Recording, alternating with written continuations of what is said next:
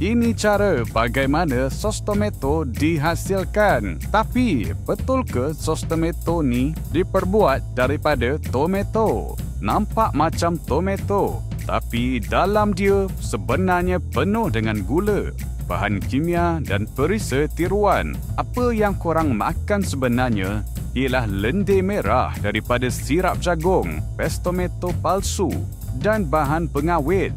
Kebaikan tomato sebenarnya dah hilang selepas proses dikilang. Yang tinggal hanya campuran manis dan masin yang buat korang ketagih. Sebenarnya, satu sudu saja ada lebih gula daripada sekeping biskut dan lebih garam daripada kentang goreng.